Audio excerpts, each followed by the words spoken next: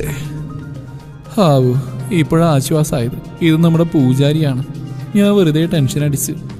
കൈ വേദനിക്കുന്ന മനുഷ്യ വിട്ട്. ആ, കുറച്ച് വേദനിക്കട്ടെ.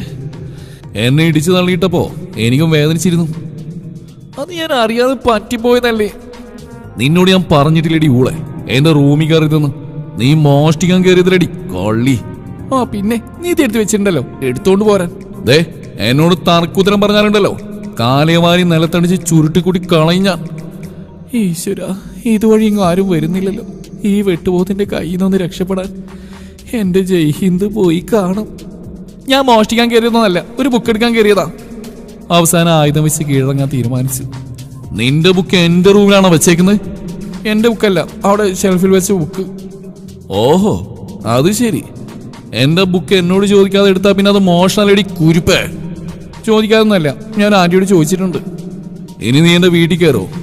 ഇല്ല. നിന്നെ അങ്ങാൻ ഞാനിനി ആ വഴി കണ്ട. ഈ കൈയിനി ഒന്നിനും പറ്റും തോന്നുന്നില്ല. ഇങ്ങനെ അമ്മിക്കലാണ് ഉരുട്ടി വിഴുങ്ങുന്നത്. കാലപാട് നിന്ന് പിറുപിറുക്കാൻ ക്ലാസ്സിൽ പോടി. മിണ്ടാ പോകുന്നതാണ് ആരോഗ്യത്തിന് നല്ലതെന്നുകൊണ്ട് ഞാൻ വായടച്ച് പിടിച്ച് ചുമ്മാ തിരിഞ്ഞു നോക്കിയപ്പോ ദേ അങ്ങേര് തിരിച്ചു പോണു. അപ്പൊ എന്നെ ദ്രോഹിക്കാൻ വേണ്ടി മാത്രം വന്നതാ കാലപാടൻ. കുറച്ച് കഴിഞ്ഞപ്പോൾ ബുള്ളറ്റിന്റെ സൗണ്ട് കേട്ടു. തിരിഞ്ഞു നോക്കാൻ നിന്നില്ല. ഇത് അങ്ങേര് തന്നെയാവും. ഊഹം തെറ്റിയില്ല, ആശാൻ തന്നെയാ.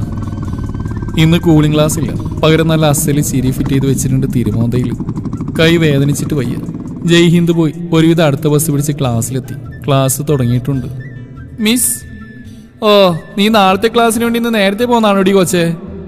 മിസ് നല്ല അസൽ അച്ചായത്തിയാണ്, അതുകൊണ്ട് തക്കിന് യാതൊരുവിധ കുറവുമില്ല.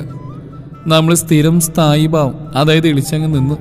അല്ലെങ്കിൽ നമ്മൾ ചെറിയ വീട്ടിലെ അമ്മാവനും വലിയ വീട്ടിലെ മരുമോനുമാണ്. വീട്ടിൽ 4 കാലുള്ള പുലിയാണെങ്കിലും നാട്ടിലും കോളേജിലും 3 കാലുള്ള പാവം ഞൊണ്ടി പൂച്ചയാണ്. നീ ഇന്ന് ഇളിക്കാണെങ്കിൽ കയറിയിരിക്കും കൊച്ചേ. അല്ലെങ്കിൽ മിസ് പുറത്തിരുത്തി സൂചിപ്പിക്കൊന്നും ചെയ്യൂല, അകത്തിരുത്തി വെറുപ്പിക്കത്തേ ഉള്ളൂ. ഞാൻ കയറിയിരുന്നു. ഇന്ന് കണി കണ്ടവനെ മനസ്സാവുന്ന സ്മരിച്ചു. അങ്ങേരുടെ മുഖത്ത് മിന്നിക്കളിച്ച വിജയഭാവം ആലോചിക്കുമ്പോൾ നെഞ്ച് നീറുന്നു.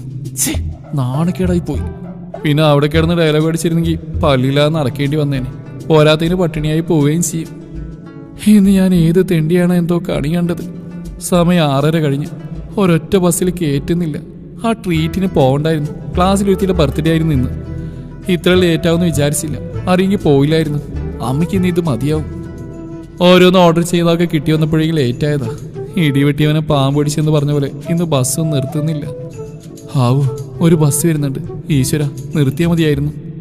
ദൈവമേ, ഞാൻ 5 രൂപ ഭണ്ഡാരപ്പെട്ടിയിൽ ഇട്ടോളാവേ. സിപ്പപ്പ് വാങ്ങാൻ വെച്ച പൈസ, എന്നാലും കുഴപ്പമില്ല. എന്റെ പ്രാർത്ഥന കൊണ്ട് എന്തോ ബസ് നിർത്തിയത് ഒരുവിധം വലിഞ്ഞു കയറി. ബസ് സ്റ്റോപ്പിൽ നിന്നും 15 മിനിറ്റ് നടക്കാനുണ്ട് വീട്ടിലേക്ക്. ഇന്ന് നടന്നിട്ടാണെങ്കിൽ നീങ്ങുന്നുമില്ല. ബുള്ളറ്റിന്റെ ശബ്ദം കേട്ടോ ഞാൻ തിരിഞ്ഞു നോക്കി. ഇത് അങ്ങേര് തന്നെയാ. അയ്യോ നോക്കണ്ട, ഈ രാത്തു പറഞ്ഞാ വീട്ടി. ഞാൻ നടത്തത്തിന്റെ സ്പീഡ് കൂട്ടി. എവിടെയായിരുന്നു ഇത്രയും നേരം? ഞാൻ മുഖമുയർത്തി നോക്കിയതല്ലാതെ ഒന്നും പറയാൻ പോയില്ല.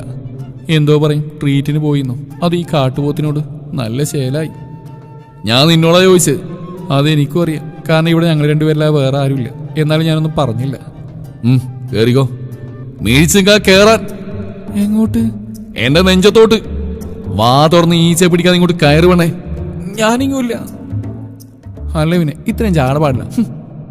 ഈ പറഞ്ഞ മനസ്സിലാട്ടോ. അയ്യോ, നിന്നെ നിന്റെ പുറകിൽ പ്രതിഷ്ഠിച്ച് ലോകം ചുറ്റാൻ പൂതി ഉണ്ടായിട്ടൊന്നല്ല, അമ്മ പറഞ്ഞിട്ടാ.